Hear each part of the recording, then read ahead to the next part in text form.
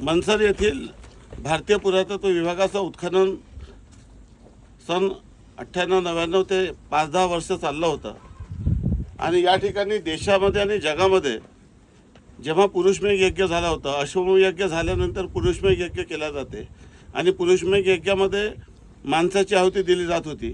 परंतु वाकाटक राजा हे वैष्णव असल्यामुळे त्यांनी पुरुषांच्या ठिकाणी एक मानवी प्रतिकृती केली होती आणि ती मानवी प्रतिकृती या ठिकाणी दिसत होती।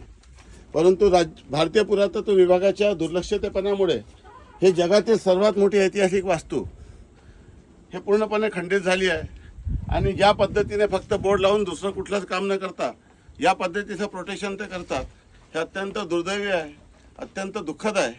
त्यामुळे भारतीय पुरातत्व विभागाच्या लोकांना मी विनंती करतो की त्यांनी तात्काळ येऊन या गोष्टीची दखल घ्यावी।